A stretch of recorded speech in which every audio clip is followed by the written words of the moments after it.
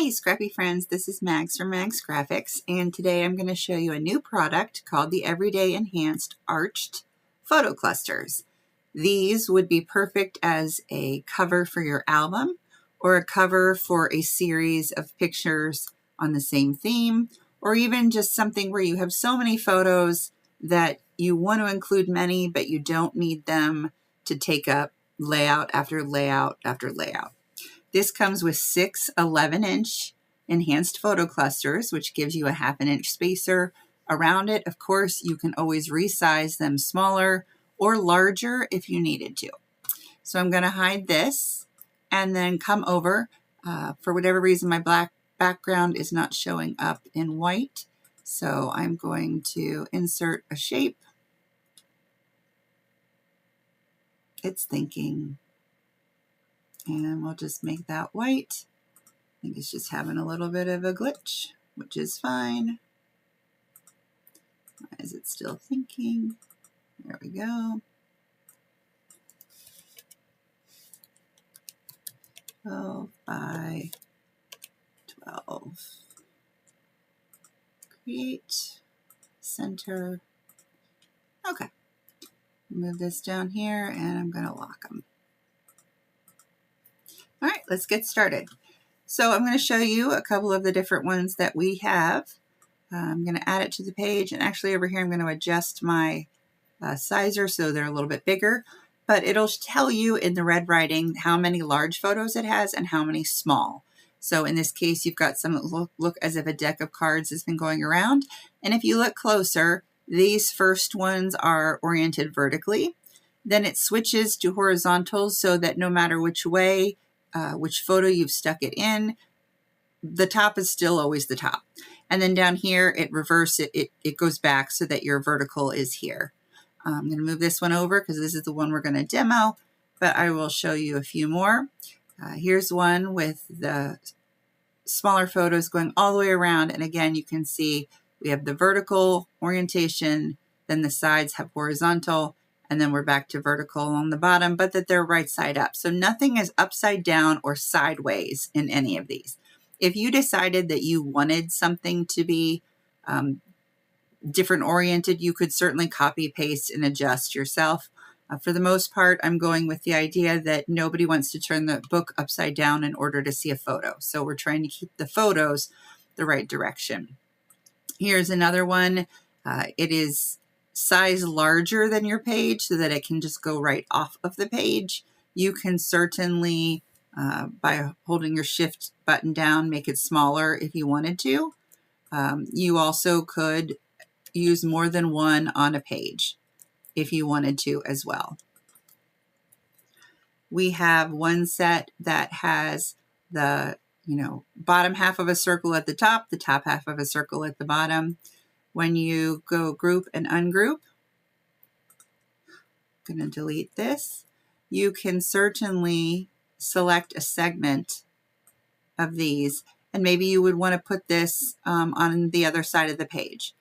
You could have one here, you could have the top one here. There's just a lot of options with these.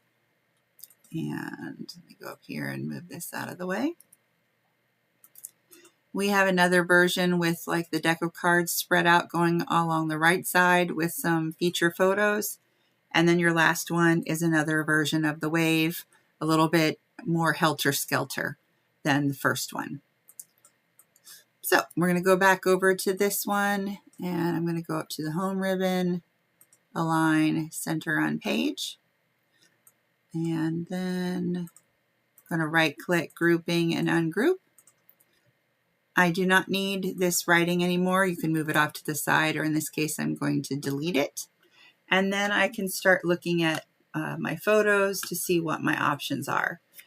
We went to Europe in May to visit our son, and we have a lot of great photos of castles. So I'm going to grab one of them and from Windows Explorer and just drag it in here into the middle. So you can see all of us and then one of the castles that we saw up here. It was pretty spectacular. And then there are some other feature photos. If I wanted this one here with that shows another view of it, And then here's another little bit of a castle. This is all part of the same castle. But now I have so many feature photos that could be added into all of these sideways, all of these different photos. So I'm going to look for some vertical ones and 1, 2, 3, 4 horizontal pictures that would look nice. So I've got a group of the 4 of us that I could add in, a picture of walking up to the castle, and I'm just dragging and dropping these into the different segments. I can go back and resize. I can go back and adjust and make something larger. I can scoot it in closer. But the first thing is just to drop in my pictures, because I have so many, and there's only so many you can really look at on a page after page after page. In this case, this is a really small plaque, so I'm going to zoom it in so that you can see it. Here's some cool photo of the rock, and I can zoom it in just so you can see the different layers. Here's another plaque. Maybe we'll stick this one down here. Zoom it in. Here's one of my husband and me. And we'll definitely have to zoom and scoot to get us both in that picture. This was a neat one through a window that cannons would have been looking through to shoot out. And a view of the city over to the side. Like I said, I took 159 photos of just this castle. This would be a good way to adjust and maybe even get it all onto just 2 pages. I could use 2 different ones of these, on opposite size pages. So here we go. I filled in all of these. Now I could pick my kit. I have room for some journaling here, and I've got a really striking page. If I wanted to do a 2-page spread, click on 2 bound pages. It's going to take a minute for it to load up because it's saving and then also making the adjustment.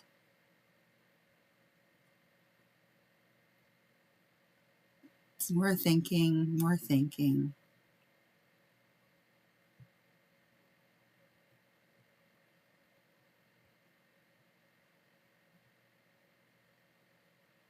Sorry for that delay.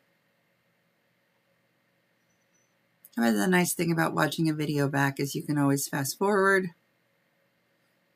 past this delay as it's loading. Great. I'm going to scoot over to this other side and add this other one to the page. It's going to center it a little bit better. Right click, grouping, ungroup. Click off. Then come back and delete that. Now I can come back in and add in some photos. Here's a cool thing that I could do to spread it across. I'm going to actually go all the way across this way. I'm going to click on it, copy, paste.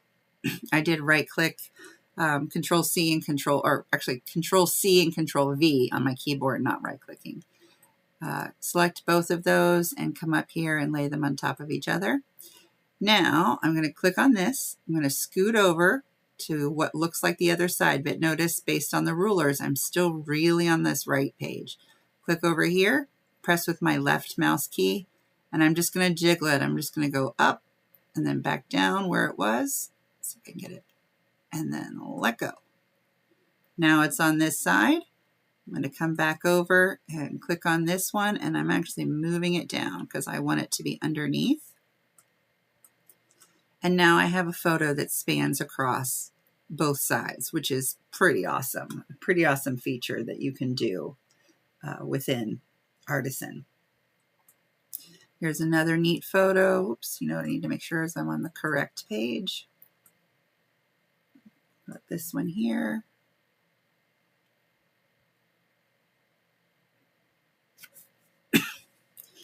And now I can continue filling in just like I did before with any of the interesting scenes that I have taken, and just like you saw before, I can add in. And this is not taking us any time at all. Once I add in my background paper, a title, and a little bit of journaling, you will have a 2-page spread.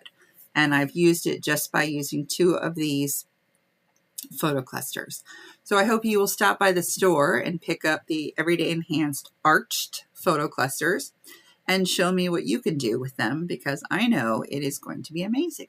Thanks for watching.